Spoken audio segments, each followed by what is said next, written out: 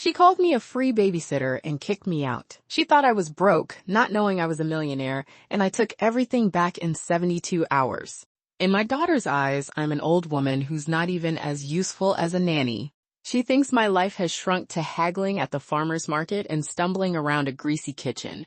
She thinks the center of my world is her spoiled little boy and that pitiful monthly retirement check of mine. She has no idea. She knows nothing at all. The moment she used her sharpest words to shove me out of her luxury home, what she pushed away with her own hands was the very foundation her entire family lives on. She thought I was dust. But I can turn her whole family into dust overnight. Some slaps aren't held back. They're just waiting for the right moment. I've been waiting for this day for a very long time. 01. Bang! A sharp cracking sound rang out.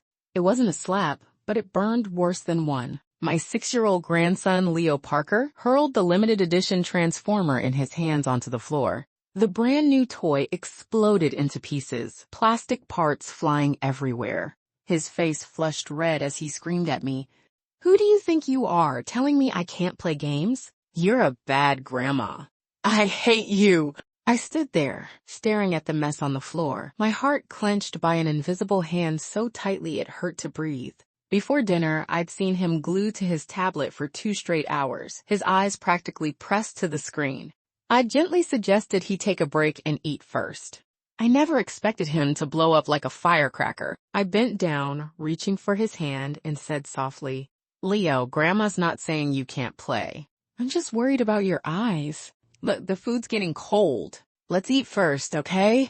Before I could even touch him, my daughter, Claire Harrison, came rushing downstairs like a gust of wind. She yanked Leo behind her, shielding him, her carefully lined eyes blazing with anger as she shot daggers at me. "Mom, what are you doing now? Why are you always making him cry for no reason?" Her voice was sharp as a spike, stabbing straight into my eardrums. I froze, opened my mouth to explain, but my throat felt stuffed with cotton. I just wanted him to eat first," I said, my voice dry and weak. Claire didn't spare the shattered toy a single glance. Instead, she crouched down, hugging her precious boy, soothing him in a syrupy voice. "Oh, my sweet baby, don't cry, don't cry. Did Grandma scare you? Mommy will yell at her for you." Sniffling in her arms, Leo pointed at me and accused, "She won't let me play games. She tried to take my tablet. She's an old witch." Kids speak without thinking. I knew I shouldn't take it personally. But hearing the words, "old witch," come from the mouth of the grandson I'd raised myself, felt like poison-tipped needles stabbing straight into my heart. Before I could recover from that pain, Claire's next words dropped me into an ice pit. She stood up and looked down at me, her face filled with a level of contempt and disdain I had never seen before. "You're just an old woman. Who do you think you are, trying to discipline my kid?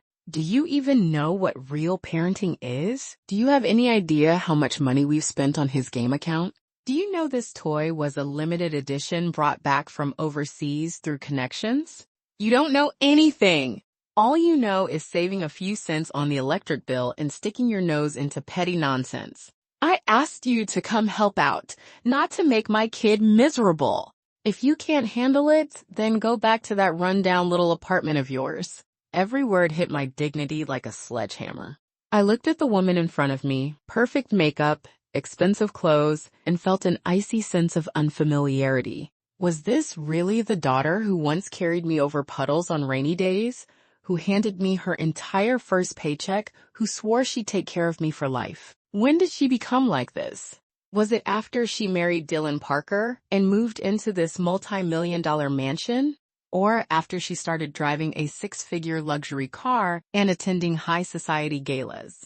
I don't know. All I know is that in that moment, my heart went completely cold. The air seemed frozen. The crystal chandelier in the living room cast a cold glow, illuminating her slightly twisted face, warped by anger. Off to the side, the nanny, Martha, kept her head down, pretending to tidy the table, though the sympathy and awkwardness in the corner of her eyes were impossible to hide. I looked around this lavish living room. Every piece of furniture, every decoration seemed to mock how out of place I was. The cotton jacket I was wearing, I'd bought it last month at a local street market for $60. The silk robe Claire wore so casually, the price tag alone was in the 5 figures. Between us lay far more than just money. Suddenly, it all felt ridiculous. I'd sold the house my partner and I had lived in for most of our lives and downsized to a small condo just to live closer to her, to help with the kid, to cook meals. I transferred my partner's savings to her bit by bit, calling it helping her live better, when in truth, I was afraid she'd be looked down on by her in-laws. Like a spinning top, I'd revolved around this household every single day. Grocery shopping, cooking, laundry, mopping floors, school pickups. I thought my devotion would buy me a warm, happy old age. In the end, in her eyes, I was just an old woman who didn't deserve to discipline her child. After a sharp wave of pain, an unexpected calm settled over my heart. Like stagnant water, no ripples left to stir. I looked at her. That face I'd once been so proud of now filled me with nothing but exhaustion. I smiled. Not a bitter smile, not a cold one, but a genuine, relieved smile from the depths of my heart. Yes, I smiled. I met Claire's stunned gaze and said clearly, word by word, "Fine, you're right." I didn't look at her again. I didn't look at my still sobbing grandson. I turned around, took my cloth bag from the rack by the entryway, straightened my back, bent from years of labor, and walked calmly toward the door, one step at a time. With each step, I felt the shackles that had weighed on me for years falling away, inch by inch. Behind me, Claire's voice wavered with uncertainty. "Mom, what kind of attitude is that?" I didn't turn back. I pulled open the heavy carved wooden door. The evening breeze outside carried a hint of chill as it brushed my face, and for the first time in years, I felt completely clear-headed. Goodbye, this gorgeous prison that trapped me. Goodbye, my pitiful, self-deluding sacrifices.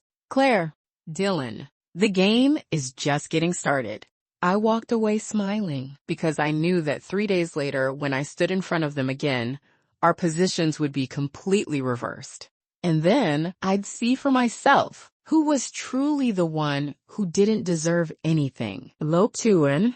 The moment I walked out of the gated community, I took a deep breath of air mixed with fresh grass and car exhaust. Night had fully fallen. Streetlights flickered on one by one, stretching my shadow long across the pavement. I didn't look around in confusion like an abandoned old woman. I didn't secretly wipe away tears.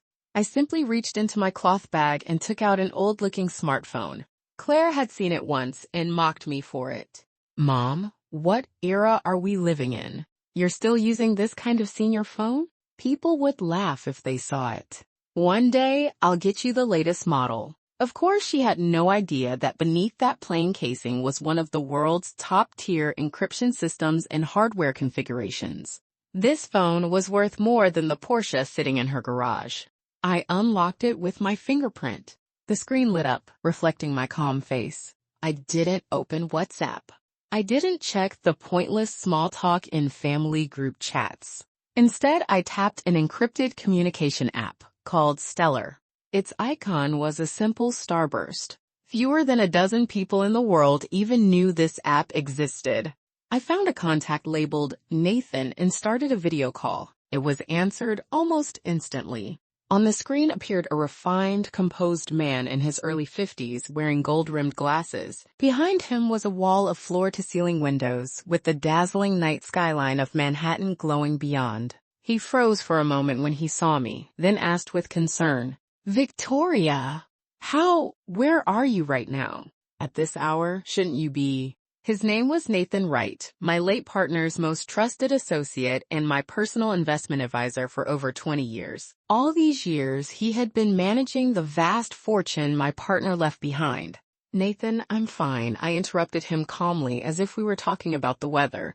"I'm outside my daughter's house." Nathan knew my living situation well. More than once, he tried to persuade me. "Victoria, why put yourself through this? With your wealth, you could be enjoying the most elite retirement lifestyle in the world. Why play the role of a free nanny for people who don't respect you?" In the past, I'd always smiled and said, "You wouldn't understand. She's my only daughter. I just want to do a little more for her." But now, I didn't want to anymore. Nathan, I looked straight at him on the screen, my gaze firmer than ever. I remember you mentioned that Dylan's company, Orion Technologies, has been looking for a new round of funding recently. Is that right? Nathan's expression turned serious immediately. He adjusted his glasses, slipping into professional mode. Yes. Orion Technologies has expanded too aggressively over the past 2 years. They've spread themselves thin, and their cash flow has been tight. They poured a massive amount of money into developing a new chip, but the market outlook isn't clear. Several investors who were originally interested have backed out. Right now, Dylan is desperate over a $300 million funding gap. $300 million. For Dylan, it was a mountain crushing the air out of his lungs. For me, it was nothing more than a single quarter's fluctuation in my investment portfolio. Good, I nodded. I've changed my mind. I don't want to wait anymore. Nathan immediately understood. His eyes lit up. You mean activate the Dawn Initiative, I said evenly. I don't want to be just an investor. I want absolute control. The Dawn Initiative was a contingency plan we'd designed long ago. Originally, I planned to leave my entire business empire to Claire as an inheritance after I was gone. This plan was meant to ensure that even if she had no management ability, she could still inherit everything safely. But now I'd decided to activate it early, and in a way they would never see coming. A flash of excitement crossed Nathan's face. Understood. I've been waiting a long time to hear you say that. Orion Technologies may be struggling now, but their core technology is solid. The real problem is Dylan's overly aggressive strategy. If we take control, restructure it, and inject our resources, the company's market value could easily triple within 2 years. You handle the technical details, I said, staring at the warm lights glowing from the distant mansion, lights that could no longer warm my heart. I have just one requirement. In it, 3 days. I raised 3 fingers. Within 3 days, I want to appear at Orion Technologies board meeting as its largest shareholder. Nathan paused for a split second, then nodded heavily, admiration and a hint of fervor in his eyes. Don't worry, Victoria. 3 days? Give me 48 hours. I'll assemble a team immediately, coordinate with our domestic proxy firms, and acquire circulating shares in batches from the secondary market. At the same time, I'll contact the swing shareholders holding over 5%. They've been unhappy with Dylan for a while now. At the right price, they'll be more than willing to sell. The total acquisition will require about $1. $5 billion. Once it's complete, we'll hold over 51% of Orion Technologies. You will be its sole controller. Hearing those astronomical numbers, my heart didn't stir at all. Money, to me, had long since become just a number. Its only meaning now was that it could serve as my sharpest weapon. Good. Go ahead, I said softly. Make it big. I want everyone to know that Orion Technologies has a new owner. Mission guaranteed, Nathan replied without hesitation. After hanging up, I put my phone away and flagged down a cab. Driver, the Ritz-Carlton, please. The driver glanced at me in the rearview mirror, a hint of confusion in his eyes, but he started the car anyway. Outside the window, neon lights streaked past in reverse. I leaned back against the seat and closed my eyes. What filled my mind wasn't my daughter's cruelty, nor my grandson's crying, but a memory from over 20 years ago. My partner lying in a hospital bed, holding my hand, speaking softly. Victoria, the person I've wronged most in this life is you. I made you suffer with me for so many years. Take this money and keep it safe. Don't tell anyone, especially Claire. People change. Remember this, no matter when, a woman with money has leverage. Promise me you won't touch it unless you absolutely have to. But if one day someone wrongs you, use it. Use it to hit back hard. Don't be afraid. Our money is enough to buy half of Wall Street. Old man, can you see this? I listened to you. I endured for all these years. But now I don't want to endure anymore. This time, I'm taking everything back. At interest. 3. In the presidential suite at the Ritz-Carlton, I indulged myself in a long, luxurious hot bath. Through the rising steam, I looked at my face in the mirror, lined by years of hardship, and for the first time, I didn't feel sorrow over aging. Instead, there was a lightness, as if I'd been reborn. All these years, in order to play the role of a proper grandmother and mother, I had deliberately made myself look older, plainer, even a little slow. I thought my incompetence would make my daughter and her partner look more capable, more accomplished. Looking back now, it was utterly foolish. Human nature is cruel that way. The more you lower yourself, the more others look down on you. I dried off, slipped into the silk robe the hotel had prepared, and walked barefoot across the soft carpet to the floor-to-ceiling windows. Below me, the city blazed with lights. Traffic streamed endlessly, like rivers of molten gold. Just days ago, I'd been squeezed into an evening farmer's market, arguing with vendors over a few cents, just to save them a little on grocery money. How ironic. My phone buzzed. It was a message from Nathan. Victoria, everything's going smoothly. Through 3 offshore funds, we've quietly acquired 19% of Orion Technologies' tradable shares. When the market opens tomorrow, we'll increase the pressure. Also, I've set up a meeting with Ryan from Harbor Capital, the second largest shareholder.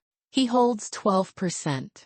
He's purely profit-driven. At the right price, he won't be a problem. I replied with a single word. Good. Putting my phone down, I poured myself a glass of red wine. It was a 1982 Chateau Lafite. Nathan had arranged for it to be stored in the hotel's private cellar long ago. I never really understood wine, but when my partner was still alive, he loved to have a glass with me after closing a big deal. He used to say, "Victoria, wine is like life. You have to savor it slowly. When you're young, it's sour and sharp.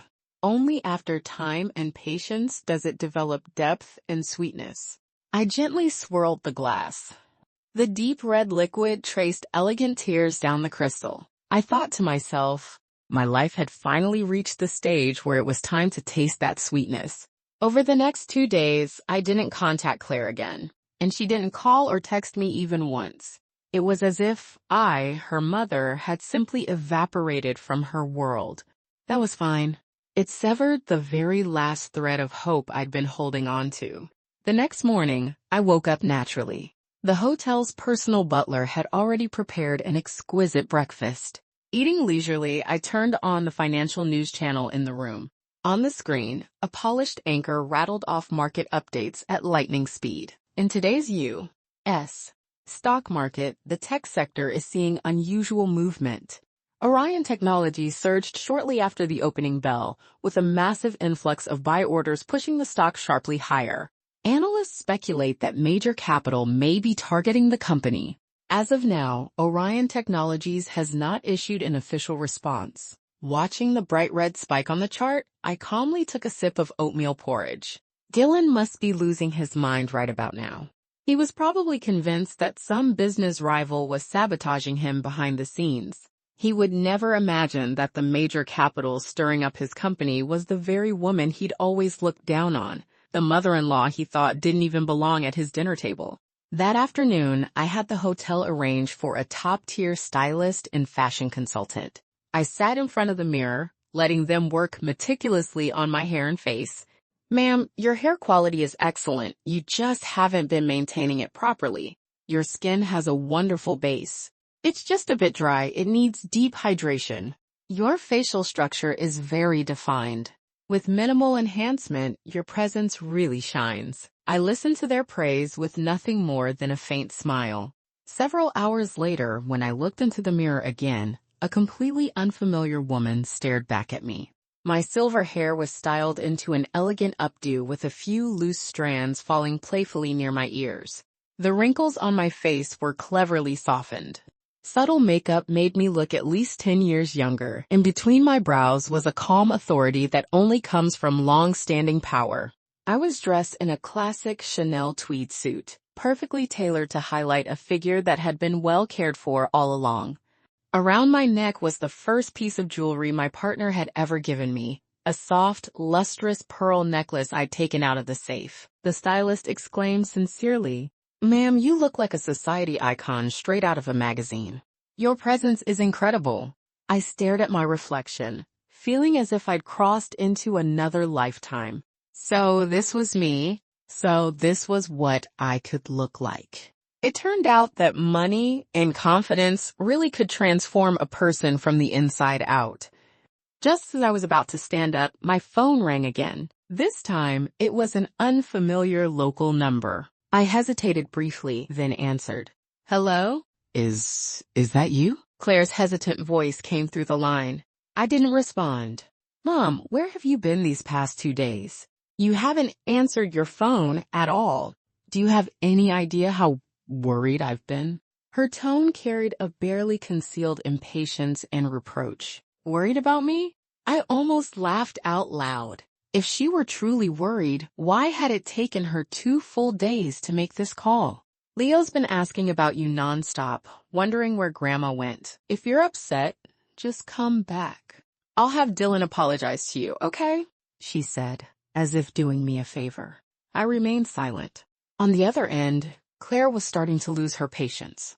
Mom, what exactly are you throwing a tantrum over? Dylan's company is in serious trouble right now. The stock price is crashing. It's practically about to collapse. I don't have time to deal with this with you. Hurry up and come back. There's a ton going on at home.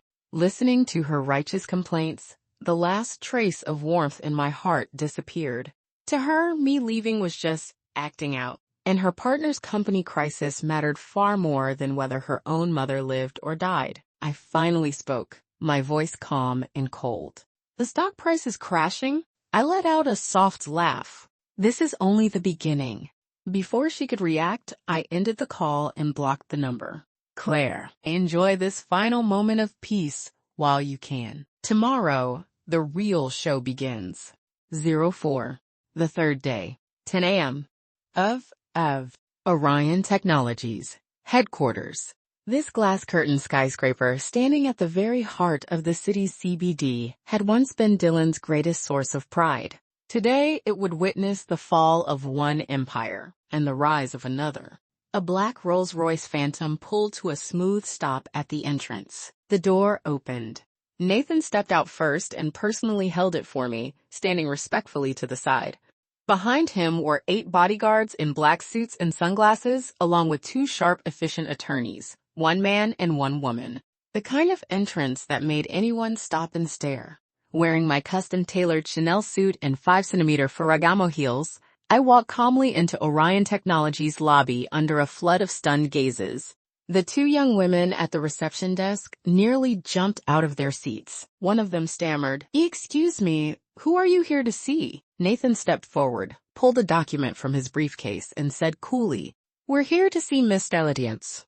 Dylan Parker. This is the equity transfer agreement signed with several of the company's major shareholders. As of now, the lady beside me, Ms. Victoria, is the new chair of Orion Technologies, holding 53.7% absolute controlling interest." The receptionist's mouth dropped open in a perfect "oh tunty." She stared at the page filled with notarized seals and signatures from top law firms, then looked back at me. Disbelief written all over her face. This elegant, commanding older woman was the company's new chair? It was more unbelievable than any TV drama. The news spread through the building like wildfire. We took the private elevator straight to the top floor, the executive offices. When the doors opened, I saw Dylan waiting outside. His face was ghostly pale, deep dark circles under his eyes. His once perfectly styled hair was slightly disheveled. It was obvious he hadn't slept in days. Standing beside him was Claire, her face full of panic and confusion. She must have rushed over the moment Dylan called. The instant she saw me step out of the elevator, she froze. Her eyes locked onto me, from my expensive suit, to the pearl necklace at my neck, to the intimidating line of bodyguards and lawyers behind me. Shock slowly turned into disbelief, then into a fear she didn't even realize she was feeling. Mom," she whispered, her voice trembling as if in a dream. Why are you here? And these people are—" I didn't look at her. My gaze passed right over her and landed on Dylan.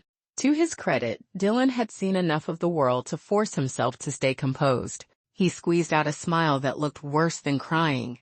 "Ma'am, what is this supposed to mean? There must be some misunderstanding. Please don't joke like this with Claire. He clearly hadn't accepted the reality yet.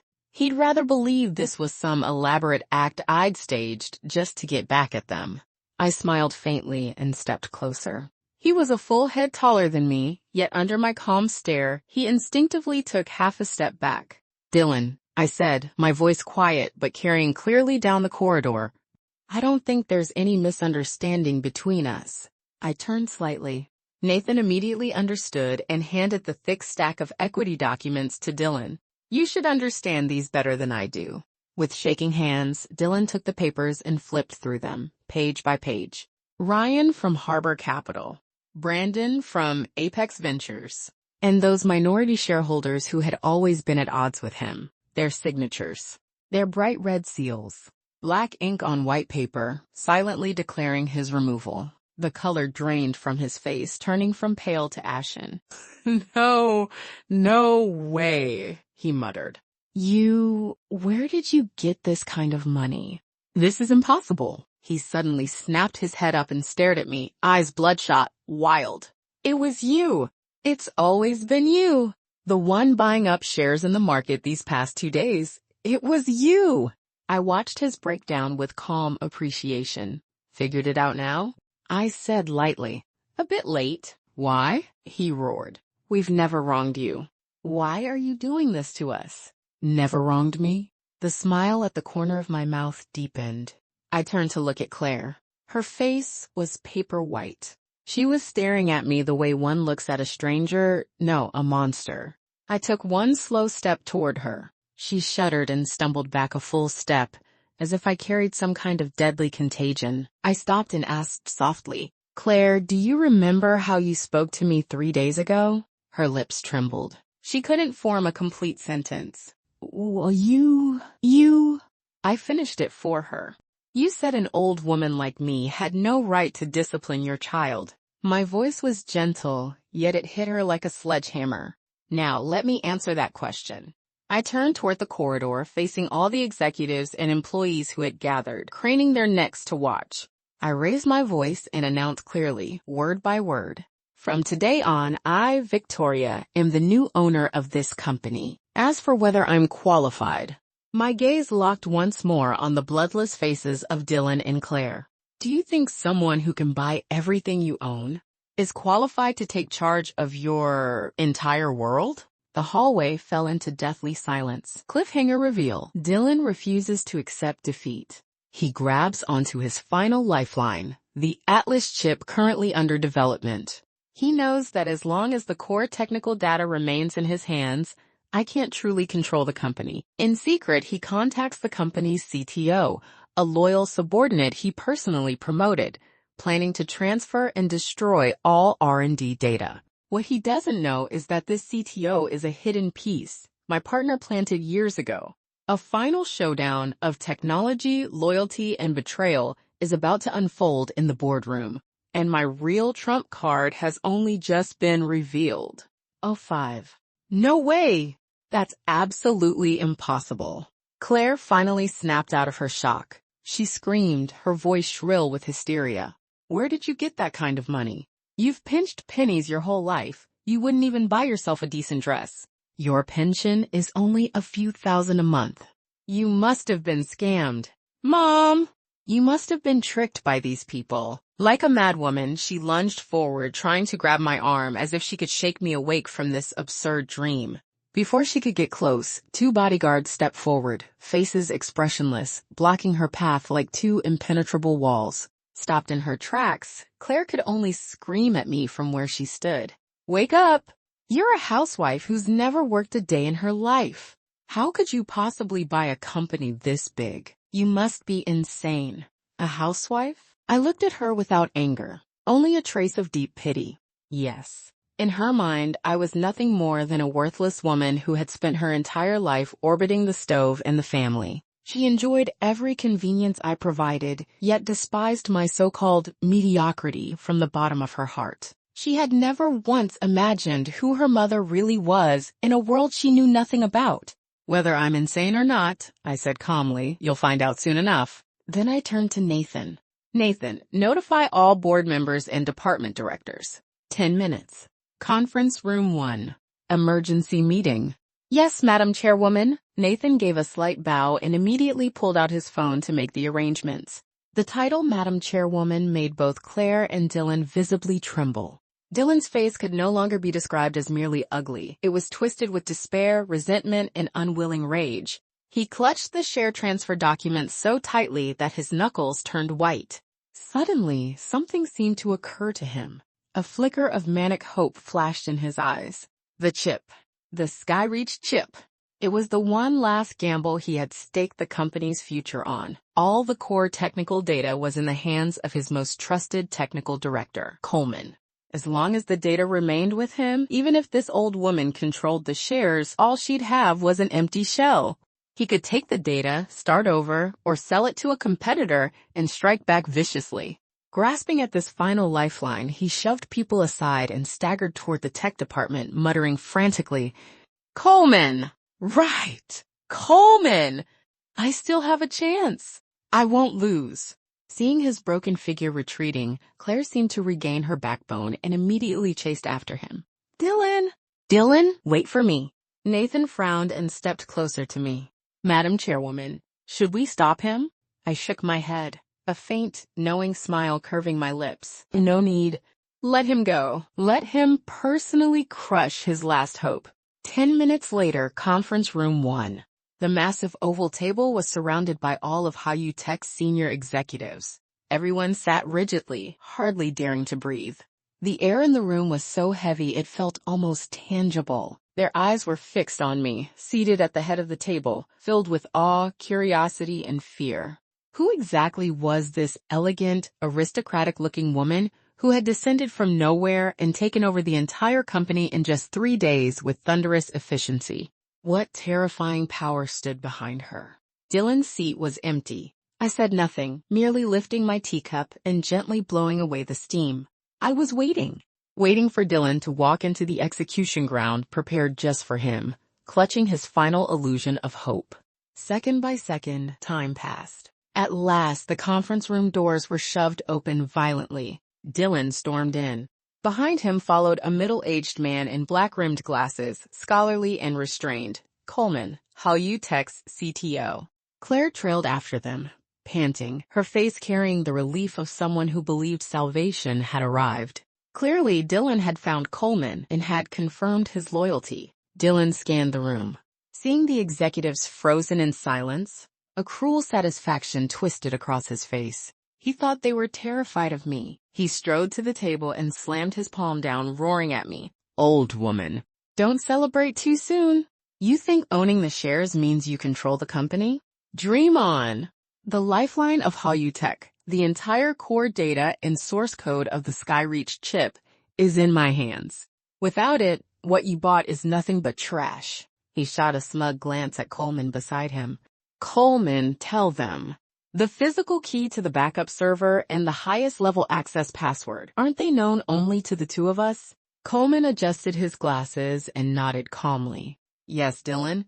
With that confirmation, Dylan grew even more arrogant. He burst into wild laughter, filled with madness and the thrill of revenge. "Did you hear that? Now I'll give you 2 choices. First, sell the shares you swallowed back to me at double the original price. Then you and your people get the hell out of here. Second, you sit on this empty shell of a company and wait for bankruptcy. I'll sell all the technology to our mortal enemy, Farcore International. I'll make sure you lose everything. I'll show you what happens when you cross me, Dylan." The executives' faces turned pale. They hadn't expected Dylan to pull the rug out from under the company, to threaten the new chairwoman with something so close to mutual destruction. If he followed through, HerSoft would be finished. Claire straightened her back as well, looking at me with that familiar air of superiority restored. As if to say, "See, my husband isn't someone you can mess with. Do you really think an old woman like you can beat him?" All eyes turned to me. They waited to see panic, rage, collapse. But I disappointed them all. From beginning to end, a faint smile lingered on my face. I didn't even raise my eyes, merely took another unhurried sip of tea. Only then did I slowly look up at Dylan as if he were nothing more than a clown. "Are you done?" Dylan's laughter stopped abruptly. When you're done, I said, setting the teacup down with a clear, crisp sound. It's my turn. My gaze passed over Dylan and settled on Coleman behind him. Coleman, I called softly. Dylan froze. He couldn't understand why I would address his most trusted subordinate so familiarly. Coleman's body stiffened.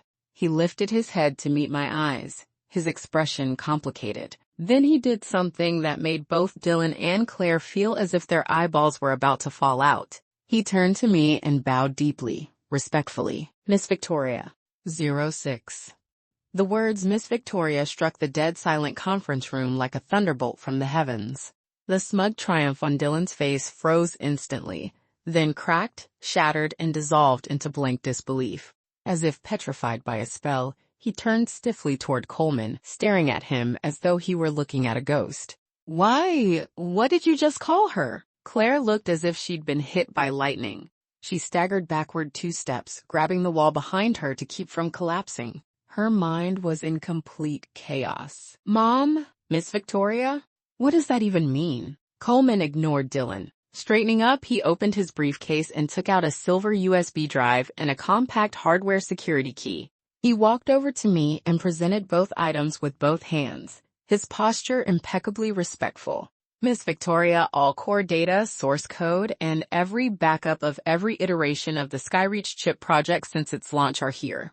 The server's highest level access permissions have also been fully reset per your instructions. My gaze flicked briefly over the 2 objects that determined the life or death of Hallyu Tech, then returned to Dylan's bloodless face. Dylan, I said with a smile, idly turning the small USB drive between my fingers, is this what you meant by your final trump card? Dylan's body shook violently. He raised a trembling finger, pointing first at Coleman, then at me. His lips quivered, but no sound came out. Betrayal. The most complete, the most fatal betrayal. The confidant he trusted most, the brother he believed would live and die with him, had belonged to the other side all along. Why? He finally forced out, every ounce of strength squeezed from his throat. His eyes were bloodshot as he stared at Coleman. Coleman adjusted his glasses. The gaze behind the lenses was calm, cold. Dylan, there's something you probably don't know. My father used to be Patrick Harrison's driver. Patrick Harrison.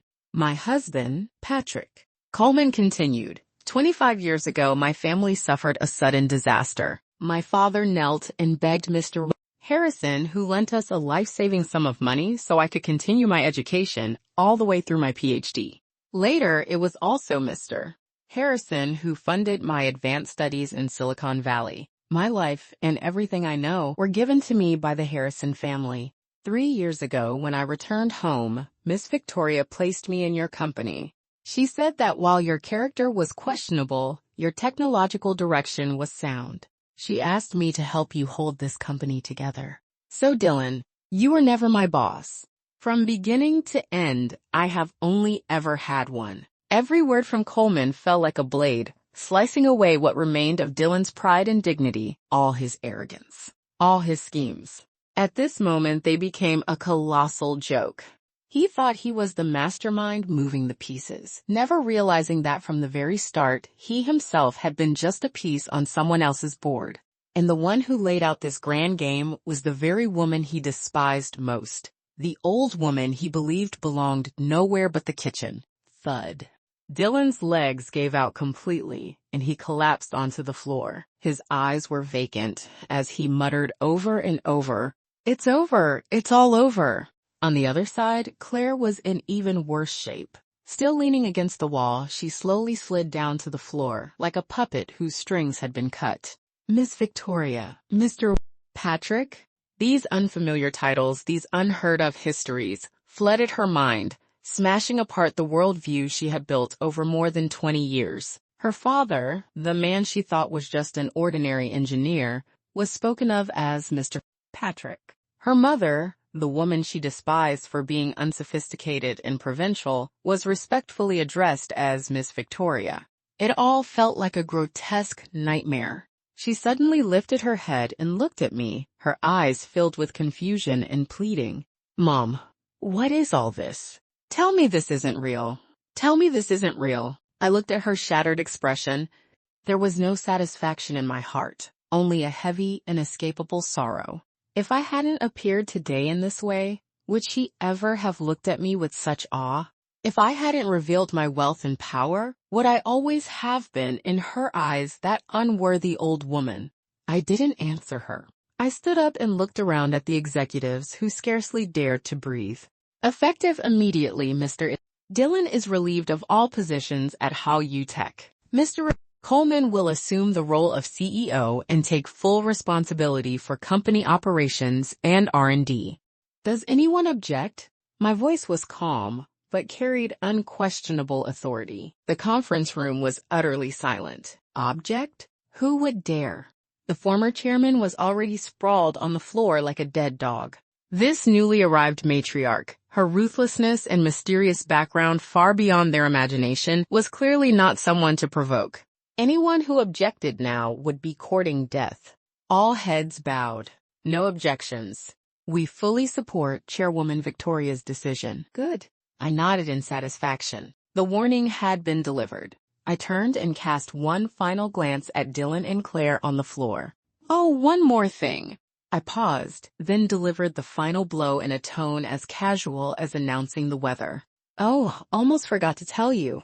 The villa you're currently living in, as well as all properties and trust funds under your names, have always legally belonged to me. According to the nominee agreements we signed, I've decided to reclaim everything. You have 24 hours to move out. My things, I said calmly. I don't like them being dirtied by others. What 7? If the earlier news had been thunder, then my final sentence was a nuclear bomb detonating directly inside their minds. No. Claire let out a shrill, broken scream, her voice warping with despair. She scrambled up from the floor and lunged toward me, completely losing control. Tears and snot streamed down her face, her makeup smeared into a grotesque mess. Mom, you can't do this. You can't be this heartless. That villa is my home. My home. How can you just take it back? You're my mother. How can you treat me like this? She no longer cared about dignity or appearances, shrieking like a street shrew as she tried to grab and pull at me. This time, I didn't signal the bodyguards to stop her. I simply stood there, watching her calmly, allowing her to clutch my sleeve. You're home? I asked softly, my voice devoid of any warmth. 3 days ago, when you told me to get out of that home, you didn't say that. You said it was Dillon's home, somewhere I wasn't worthy to step into. So tell me, how did it suddenly become your home again? My words pierced her like an awl, driving straight into her heart. Claire's wailing cut off abruptly. Her hand slid weakly from my sleeve. Yes, she had said it herself.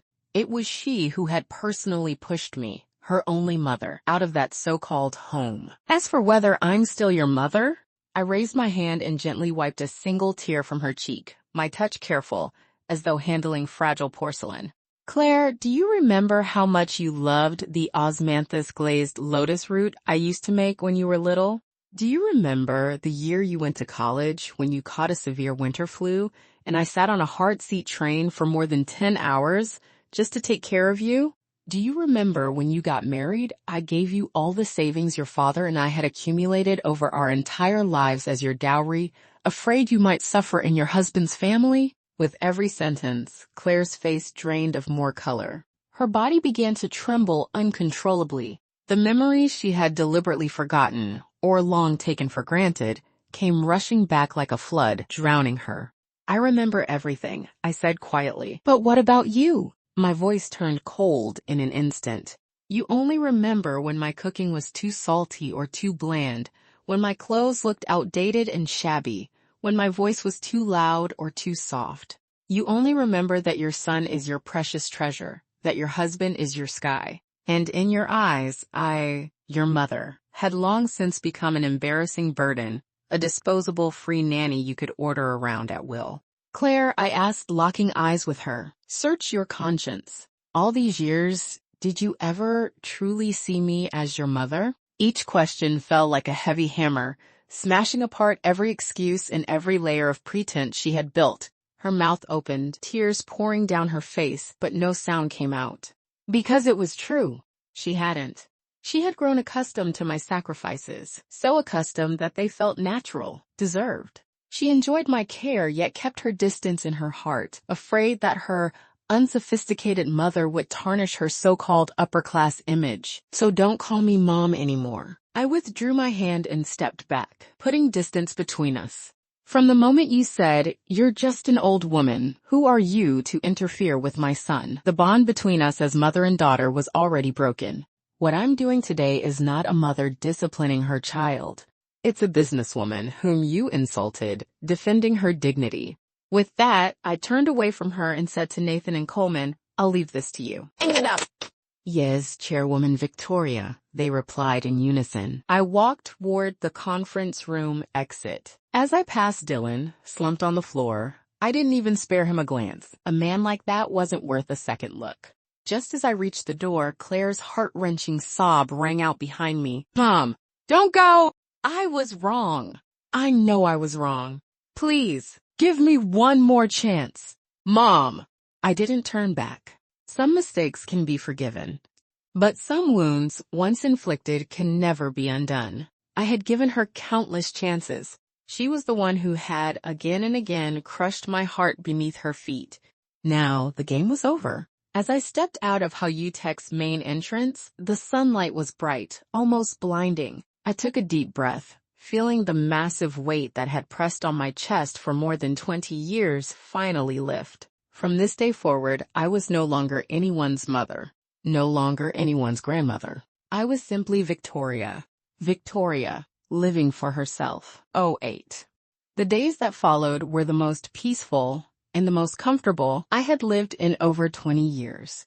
I didn't return to the small apartment I had bought just to be closer to my daughter. Instead, I continued staying in the hotel's presidential suite. Every morning, I woke up naturally without alarms. A professional nutritionist planned my meals, and a personal trainer guided me through gentle recovery workouts. In the afternoons, I either went to a top-tier spa for treatments or had a stylist accompany me on shopping trips, slowly reclaiming everything I had denied myself over the past 2 decades.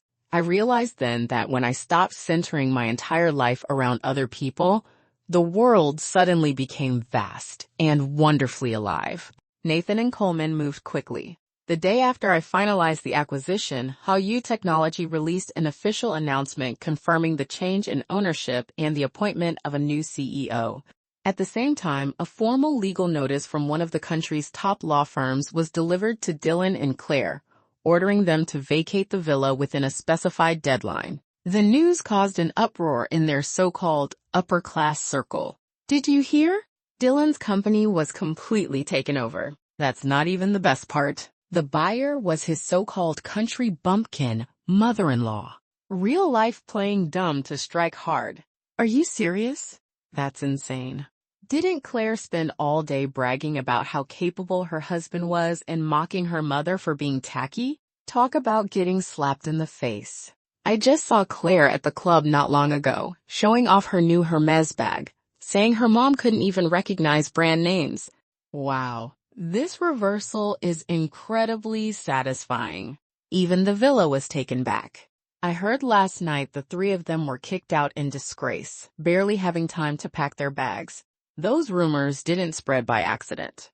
Nathan had made sure they were leaked, casually, by chance. I wanted Claire to experience it firsthand, what it felt like to be whispered about behind her back, to be abandoned and ridiculed by the very circle she valued most. That afternoon, after finishing my spa treatment, I returned to the hotel and spotted a familiar yet unfamiliar figure sitting in the lounge. It was Claire. After only a few days, she looked like a completely different person. Gone was the refined makeup, the designer clothing. She wore plain casual clothes, her hair tied loosely behind her head. Her complexion was sallow, dark circles hanging under her eyes. She looked several years older than I did.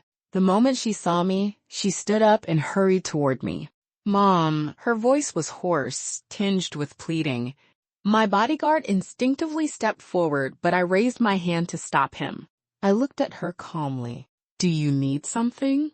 My indifference made her eyes redden instantly. "Mom, we have nowhere to go," she said through sobs. All of Dylan's credit cards have been frozen. We don't have a cent on us. Last night, we stayed in a cheap motel. Leo kept crying. He said he wanted to go home, wanted to sleep in his own little bed. She tried to use the child to stir my sympathy. Unfortunately for her, she miscalculated. Is that so? I looked at her without expression. So what is it you want? For me to buy you another villa? Or return the old one to you? Claire was completely at a loss for words. She lowered her head, twisting her hands together helplessly. Mom, I know I was wrong. I truly know I was wrong, she said, looking up at me through tears. I shouldn't have spoken to you like that. I shouldn't have disrespected you. You can hit me, scold me, anything. Just please don't abandon us. Dylan, he knows he was wrong too. He's been trying to borrow money everywhere these past 2 days, hoping to buy the shares back, but no one will even answer his calls. He locked himself in the room, not eating or drinking. I'm afraid he might do something stupid. And Leo, he's still so young. He can't suffer like this with us. She cried as she spoke, looking genuinely pitiful. If this had been half a month earlier, my heart might have softened. But now, my heart was colder and harder than Antarctic ice. Claire, I said, enunciating every word, you chose this path yourselves, and this suffering is yours to bear. Your husband can't handle setbacks, that just means he's mentally weak. A man who can't endure even this much was bound to fall sooner or later, with or without me. As for my grandson, I paused, Leo's spoiled face flashing through my mind. He is still young. But if he doesn't learn hardship now, if he doesn't understand that the world doesn't revolve around him, he'll only grow into an even bigger failure than his father. You spoiled him into a lawless little tyrant. Now it's time for you to taste the bitter fruit of your own making. Every sentence cut straight to the bone. Claire's face turned white as paper. She hadn't expected me to be so utterly unyielding. Mom, are you really this heartless? She asked, trembling. I'm still your biological daughter. Biological daughter. I laughed. When I needed you most, you treated me like an enemy and threw me out of your house. Now that you need me, you come running to talk about blood ties? Claire, do you really think I, Victoria, am destined to be summoned and discarded at your convenience? I stepped closer and leaned toward her ear, speaking softly so only the two of us could hear. Let me tell you, there is nothing cheaper in this world than family affection that resurfaces only after ruin. Want my help? Fine. Those words made a spark of hope flare instantly in Claire's despairing eyes. She looked up eagerly. Really? Mom, say it. Whatever you ask, I'll do it. I looked at her, the curve of my lips edged with icy mockery. It's simple. Go to the wet market you always look down on. Set up a stall. Sell vegetables when you can, with your own hands, no stealing, no begging, no crying, earn enough to support your family of 3 for 1 full month. Then come back and see me. 09. Claire froze. She probably thought I would force her to kneel and apologize or make her write some kind of written pledge. She never in a million years expected me to make this demand. Set up a street stall? Sell vegetables? To her, that was worse than being killed. Who was she? She was Claire, the high society socialite who lived in a multi-million-dollar mansion, drove luxury cars worth hundreds of thousands, and frequented elite private clubs. How could she possibly do something so dirty, exhausting, and low-class, the kind of work only people at the very bottom of society did? No, Mom, you must be joking. Her face looked even worse than if she were crying. How could I possibly do something like that? Don't want to? I raised an eyebrow. Then don't come to me again. From now on, whether you live or die has nothing to do with me. With that, I stopped paying attention to her and turned toward the elevator. Mom, Claire screamed behind me. How can you humiliate me like this? I'm your daughter. I stopped and turned back to look at her. Humiliate you? Back then, your father worked his regular job during the day, and at night he set up a food stall at the night market just to afford the best art school for you. He stood there for 6 or 7 hours at a time, soaked in grease and smoke. At that time, why didn't you think that was humiliation? When you use the money your father earned with his sweat to buy designer bags and compete with your rich classmates, why didn't you think that was humiliation? Claire, your biggest problem isn't stupidity, and it isn't cruelty. It's that you're both stupid and cruel, and completely unaware of it. You enjoy the fruits of your parents' blood and sweat, yet you despise their humility. You shamelessly live off them, while looking down on the very soil that feeds you. I'm not sending you to sell vegetables to humiliate you. I want you to smell the real everyday life you despise so much, and learn what it actually smells like. I want you to experience how your father once scraped together every single cent to buy you that glamorous future. My words left Claire standing there, completely stunned. For the first time, her mind filled with the image of her father's face, the tired smile he always wore. She had always believed he was just an ordinary engineer. She had never known how much more he had sacrificed for her behind the scenes. And I had never told her any of this, because I believed that, as parents, we did it willingly. But now I understood something. Some things, if you don't say them out loud, the other person will never understand. Your sacrifices will seem cheap and insignificant in their eyes. I didn't give her any more time to think. I walked straight into the elevator. The doors slowly closed, cutting off her face, filled with regret and confusion. I knew this was something she had to overcome on her own. If she could figure it out, let go of her pathetic vanity and truly experience how hard life can be, then maybe she could still be saved. If not, then she and Dylan could sink together into the abyss they created themselves. I had done everything I could. The rest was up to fate. For the next month, Claire never came to see me again. I didn't ask about her either. Instead, I began planning a new life for myself. I had Nathan help me set up a charitable foundation in my husband Patrick's name, dedicated to supporting talented but underprivileged STEM students. Just like we once supported Coleman. I also signed up for a round-the-world travel group, preparing to finally see the world I had lived in for decades, but never truly experienced. The day before departure, Nathan came to my hotel to report on work.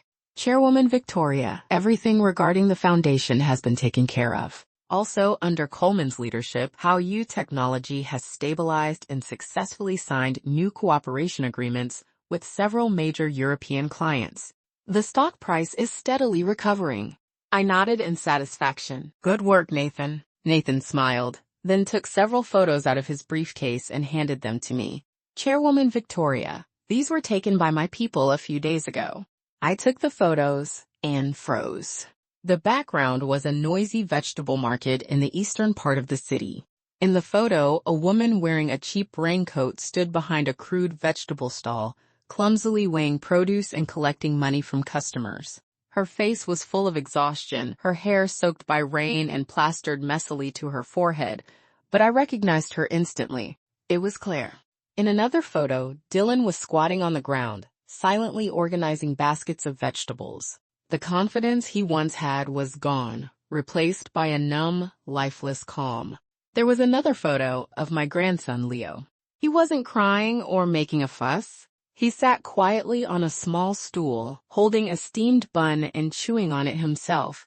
The arrogance was gone from his eyes, replaced by a maturity that didn't belong to a child his age. Looking at these photos, my heart was filled with mixed emotions. She really went? I asked softly. Nathan nodded. Yes. At first, she and Dylan had a huge fight. Dylan felt you were deliberately humiliating them and refused outright. But later, I don't know what Claire said to him, he eventually gave in. They rented the cheapest stall they could find. Every day, they go to the wholesale market at 3 a.m. to buy goods. At first, they didn't know how to do business and lost quite a bit of money.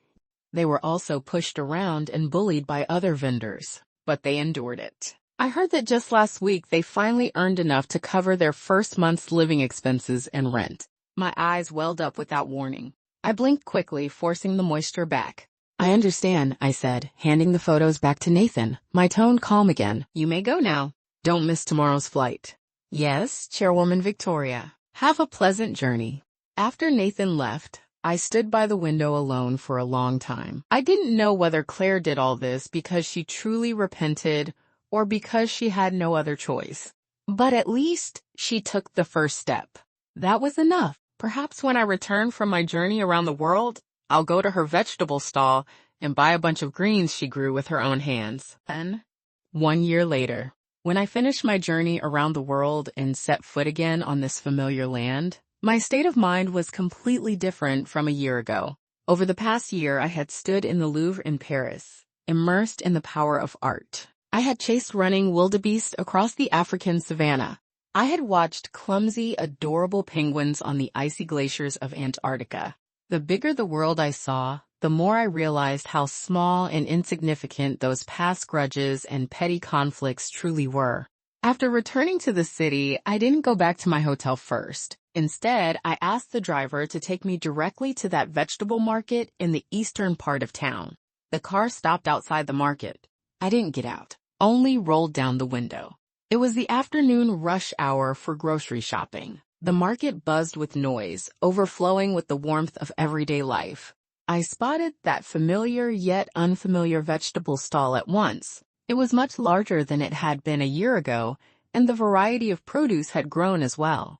Claire was wearing a clean apron, her hair neatly tied back. Her skin had darkened from the sun, and there were faint calluses on her hands. Yet her eyes, those eyes, were brighter and more confident than I had ever seen before. She was skillfully helping an older woman pick out tomatoes, a sincere smile on her face. "Don't worry, ma'am," she said warmly. "These tomatoes are grown in our own greenhouse. No pesticides at all.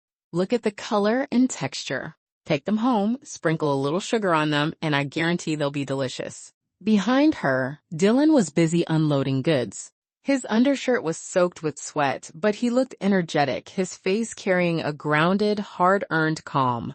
Leo had finished school and was sitting obediently at a small table behind the stall, doing his homework. Whenever a customer came by, he would stand up on his own to help pack the vegetables. For a brief moment, I even considered getting out of the car and walking over, talking to them like an ordinary customer. But in the end, I gave up that thought.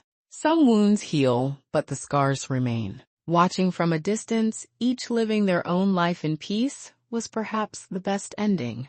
I rolled the window back up and said softly to the driver, "Let's go." Just as the car was about to pull away, my phone rang. An unfamiliar number. I answered, "Hello?" On the other end came a hesitant, yet unmistakably clear voice. "Mom." It was Claire.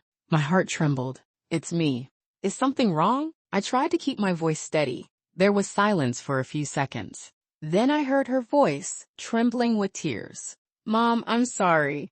And thank you. Dylan and I are doing well now.